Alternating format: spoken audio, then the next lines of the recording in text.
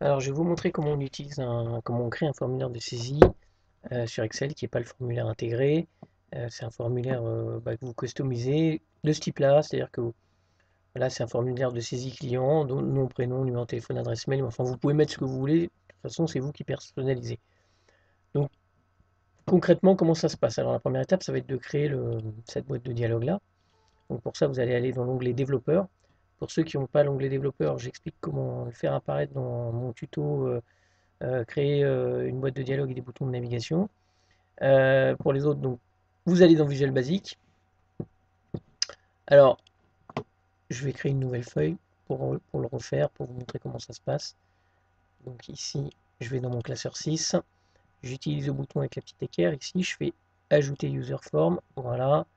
Hop, je le personnalise un petit peu.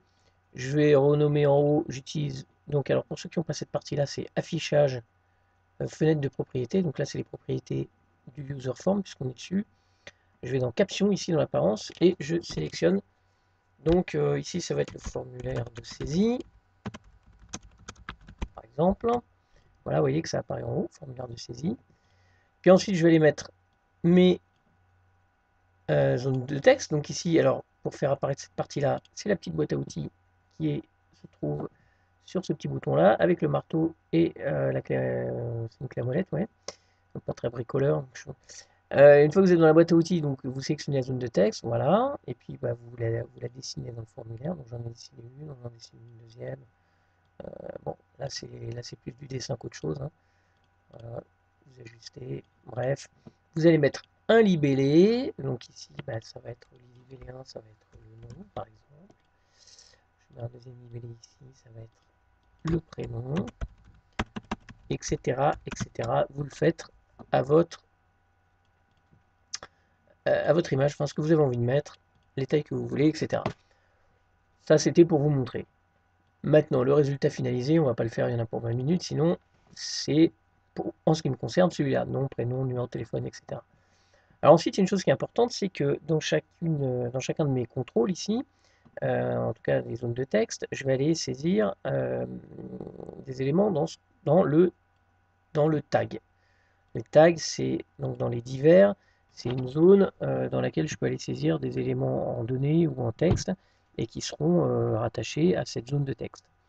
Donc moi, ce que je vais faire ici, c'est que je vais donner pour chacune des zones de texte, ici les zones de saisie, donc un tag qui correspond au numéro de la colonne dans ma source, enfin dans ma destination, dans ma base.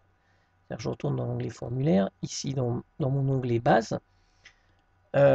Vous avez en colonne A les noms, en colonne B, donc la deuxième colonne les prénoms, en colonne C la troisième colonne les téléphones, en colonne D qui est la quatrième les mails, etc.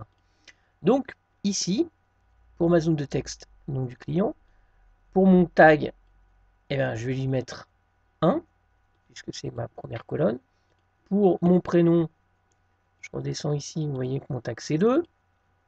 Numéro de téléphone, vous voyez ici c'est 3, 4, etc. Vous allez voir que ça va nous servir après. Une dernière chose qu'il faut faire pendant qu'on y pense, c'est que je vais vous montrer, quand vous êtes dans le formulaire ici, que vous le lancez, vous avez une touche qui s'appelle, enfin, quand vous saisissez un nom, là je vais saisir par exemple Jean Dujardin, ici, et vous voyez, chaque fois que je fais entrer, il passe à la zone de texte suivante.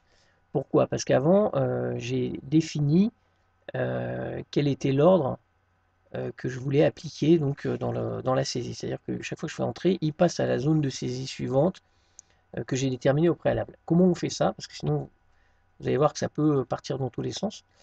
Vous vous mettez dans le Visual Basic et pour chacune des zones, vous allez définir ce qu'on appelle un tab index. C'est-à-dire que c'est toujours dans les divers. Ici, quand je suis dans la première zone, vous voyez que mon tab index c'est 0. Quand je suis dans la deuxième zone, mon tab index c'est 1. Quand je suis dans ma troisième zone de saisie, mon tab index c'est 2. Et là c'est 3, 4, 5, 6. Pour les libellés, ici j'ai un table index qui est égal à 8, mais en revanche, j'ai mis mon tab stop, j'ai mis false. Ce qui fait que il ne s'arrêtera pas quand je ferai entrer ou quand j'utiliserai la touche tabulation, puisque le tab stop va l'empêcher de s'arrêter sur cette zone-là. Voilà, c'est bon à savoir, c'est plus simple après pour la saisie. Ensuite, il y a une macro. Il y a une macro que je vais affecter donc au bouton valider. Le bouton valider, une fois que je clique dessus, il va prendre les éléments qui sont situés dans mon user form et il va aller les coller dans mon onglet ici, base. D'accord. Donc, ici, alors je double-clique et vous allez voir, la macro elle est déjà écrite, mais je vais la balayer avec vous. Il n'y a que quelques lignes, donc c'est peut-être même pas la peine que je vous la recopie. Il n'y a vraiment pas grand-chose. Parce que toutes les parties qui sont en verte, avec un guillemet devant, c'est des lignes d'explication. D'accord. Donc c'est uniquement les lignes noires et bleues que vous aurez à saisir. La première chose, c'est de définir les variables, sachant que si vous ne le faites pas, ça marchera quand même. Mais bon, je le dis parce que c'est vrai que normalement, il faut le faire. Ensuite, ici, j'ai nommé dernière ligne. En fait, c'est plutôt la première ligne de saisie, la ligne sur laquelle on va venir saisir le nouveau client. Donc comment ça se passe? On lui dit der ligne, c'est dans la feuille base, sheets base, .range à 65 000, .endup.row plus 1. Alors c'est quoi ce chinois? Ça veut dire qu'il se positionne dans la feuille base, sur la cellule à 65 000, et concrètement, il fait ça. Je vais vous montrer. Alors 65 000, en fait, non, il faut aller plus bas. Vous mettez en fait sur la dernière ligne de votre feuille. Là, par exemple, c'est 1048 576. Donc il se met là. Et c'est comme si vous faisiez, vous, manuellement, un contrôle. Vous laissez le papier sur contrôle, vous faites flèche. Donc il remonte tout en haut. Et puis, sur cette ligne-là, sur ce row-là, et il fait plus 1. Donc il se positionne là, en 2. D'accord? Alors si j'avais eu un nom, justement, du jardin Jean, ici, vous voyez, je fais valider, hop, et dans ma base, il apparaît. Évidemment, il serait positionné en bas, il serait remonté, et ça serait arrêté sur le fond du jardin, et à ce moment-là, il irait saisir dans la ligne vide la numéro 3. Pour ceux qui veulent, il y a la possibilité aussi de partir de la ligne A1 et de faire un end down. À ce moment-là, il le fait dans l'autre sens, c'est-à-dire qu'il se positionne ici, il descend là et il rajoute 1. Sachant que si par exemple vous avez supprimé une ligne entre temps et que vous aviez, alors je vais le saisir ici, je ne vais pas passer par mon formulaire, et que vous aviez Paul Newman par exemple, mais j'avais ici j'avais Gérard Depardieu par exemple, j'ai supprimé.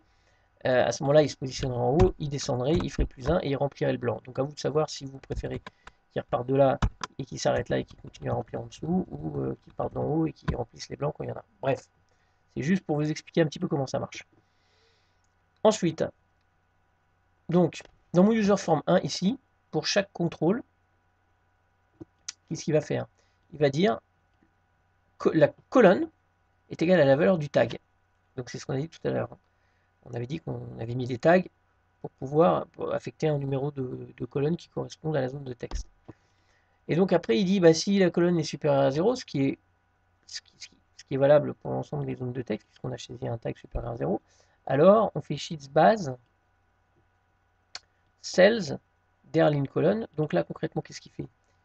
Il définit pour la cellule dont la ligne est égale à der ligne, c'est-à-dire la première ligne vide, en l'occurrence 5, et la deuxième partie, la colonne, donc là, c'est la valeur qu'il trouve dans le tag, et il affecte la valeur qui se trouve dans le contrôle. Donc concrètement, pour mon nom, par exemple, ici, il va aller chercher la première colonne, qui est la première ligne qui est égale à 0, c'est la 5. Il va prendre le tag qui est associé à la zone de texte du nom, c'est le tag 1. Donc il va prendre l'intersection entre 5 et 1. Et il va aller se positionner ici et il va mettre la valeur qu'il y a dans le contrôle. En l'occurrence, bah, quand j'avais mis du jardin, c'était du jardin, etc. Voilà. Donc, ensuite, qu'est-ce qu'il fait? Bah, il va balayer l'ensemble des contrôles, parce qu'avec le next, il va faire ça pour l'ensemble des contrôles. Et puis, il va mettre la valeur dans chacune des lignes et colonnes de ma base. Et il remplit comme ça. Voilà. Voilà l'explication. Donc, une fois qu'il a fini, bah, il remplit vos lignes, etc. Et ça continue comme ça. Juste une chose, il faut pouvoir faire apparaître ici pour votre user form. Donc là, j'ai mis un petit bouton, vous voyez que ça apparaît. Donc comment ça se passe? Vous insérez ici un contrôle actif, par exemple. Vous double-cliquez sur ce bouton et vous faites user form 1.show. Voilà. Ce qui fait que quand j'enlève le mode création et que je clique, mon formulaire de saisie apparaît. Voilà, j'espère que j'ai été clair. J'ai essayé de vous donner le maximum d'explications par rapport aux quelques lignes qu'il y a dans cette macro. Et maintenant, bah, c'est à vous de jouer. Bon courage.